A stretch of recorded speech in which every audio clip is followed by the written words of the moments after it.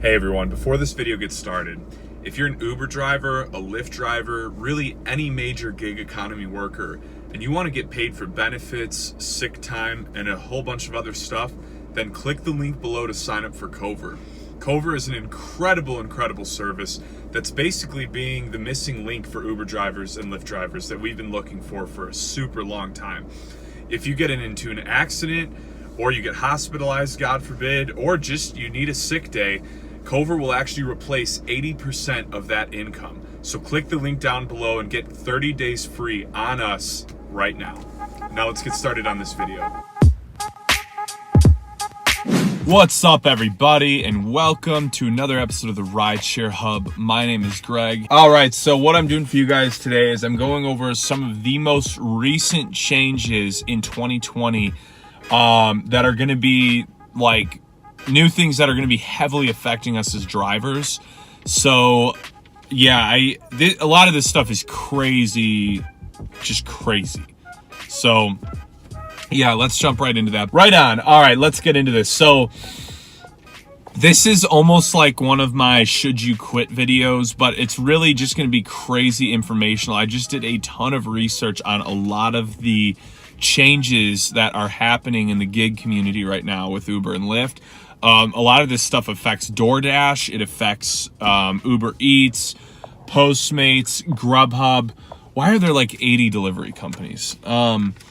So yeah, let's just jump right into it. So the biggest thing is there are going to be a ton of gig industry limitations. So these are most effective in New York and California right now, but there's a lot of other states that this is going to be happening in too. So what does this mean? It means that like basically the states are taking up action against a lot of these companies, and they're saying like, hey, if you're going to be having these people out here like this, they need to be employees. They need to be making at least minimum wage. They need some level of benefits, and this is going to create a just freakish influx of problems, and I'm going to go more and more into that. It sounds like a good thing. I promise you it's not. So what's been happening recently with Uber? Well, Uber laid off 430 employees in their tech division. That is the second round of layoffs they did. They released a statement saying that they were thinking it was going to bring back an edge to the company. If anybody would like to enlighten me on what the flying F that means, go for it.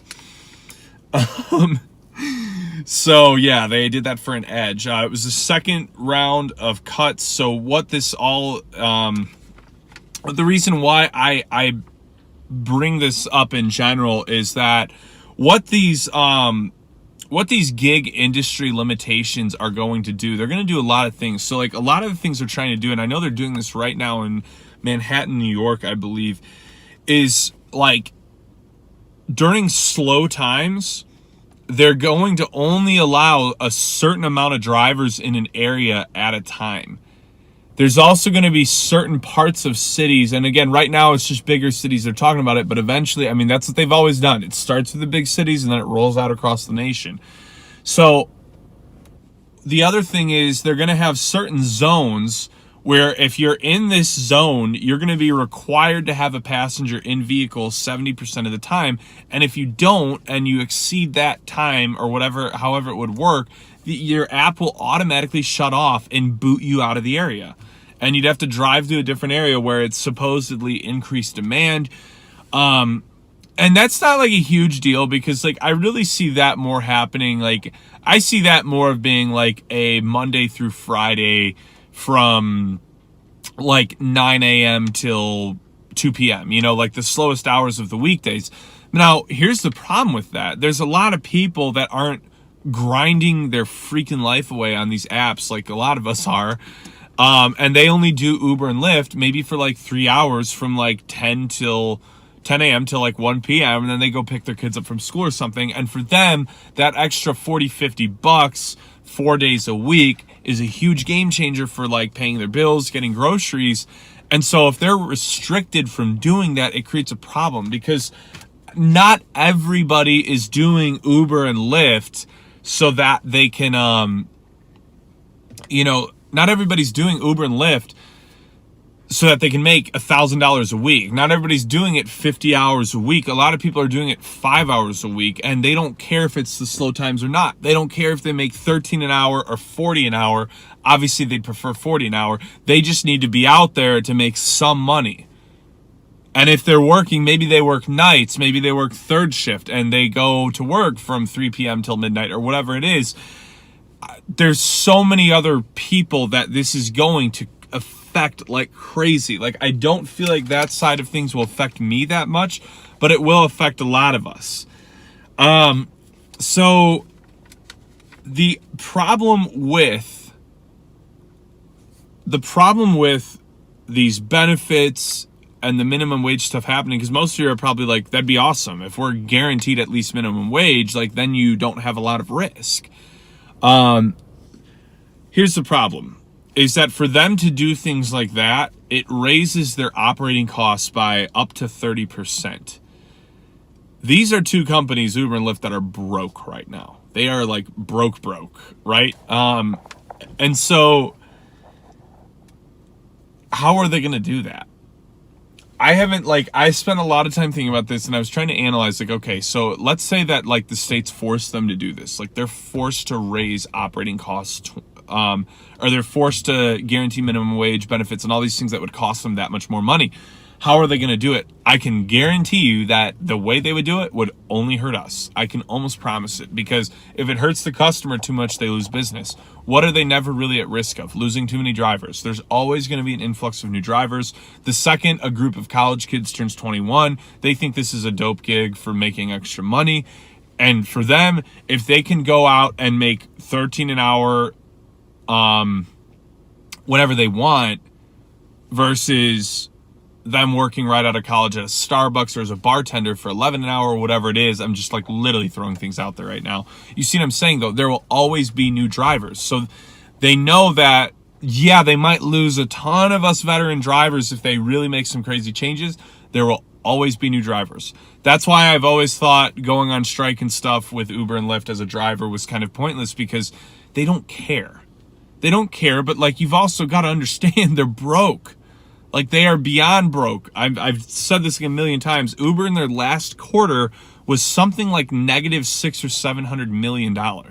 So how the heck are they going to then offer all of that to us? They can't. And that's the side where, as drivers, we do kind of have to understand, like, that's our employer, and that's just where they're at. It's like we can whine and moan about it, and I'm like literally speaking to myself here. Like, I am the king of getting mad at them. All we want, they can't do anything, you know, and they're not going to change anything. The other things that would change, so there would be certain zones where you would have to ride, where you would have to have a ride like 70% of the time.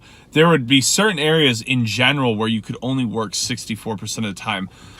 What's really going to happen is driving is going to be very, very annoying, because if you get rides that go into these areas and then your app is automatically turned off, you can't give consecutive rides for one, which is the best way to really make money when you're giving back-to-back rides. That's really when you're doing your highest like per hour earnings. So stripping all that away is going to cause a massive, massive, massive problem. All right. So some other changes that happened. I'm here in Arizona. I don't know if this has happened anywhere else, but here in Phoenix, we are not allowed to do airport rides anymore. Something happened with this new train system. I think that's what it was. Don't hold me for that. That they installed. I guess the airport's trying to drive traffic towards that. So for Uber and Lyft rides, they would have to do an additional $4 service fee for every single ride out of the airport and into the air. I don't know if it's into the airport, but out of the airport for sure. So Uber sent me an email and basically said, hey, we're not about that. So unfortunately, we're not going to do airports anymore. That was very disappointing for me, because I'm a big fan of airport rides. Now, I think people will get clever. I think they'll find a way to just take one of those buses to, like, maybe even they just go to the rental car station and everybody's just going to be getting picked up there. There's going to be a lot of ways that people will get creative, but my point is that the apps in general And just doing stuff with Uber and Lyft is getting more and more and more annoying. And I just don't know how long it'll go on before we hit a point where we're just like, I just don't really want this anymore. But look into these articles more for yourself, guys. There's a lot of details, a lot of stuff that honestly was so complex. I just didn't feel comfortable talking about it because I don't have a big business background. I don't know how these companies work, So I'm just going off how I interpret things. If you want the full information, just Google biggest changes coming to Uber and Lyft in 2020. That's the easiest way to do it. Google that. It's the very first article. I believe it was conducted by a company called Business Apps or Apps Business, something like that. And it's really comprehensive, really deep, and it's going to give you guys a lot of really awesome info about what's really, really going on here. But yeah, that's what I got for you guys today. I hope you enjoyed this video. Those are some of the bigger changes coming, along with everything else I've talked about in the past. The future of where we will be as drivers is a little shaky. Might be a good idea to start really game planning a better next step for yourselves. But anyways, be sure to subscribe to the channel, like this video. I will be in touch with you guys soon.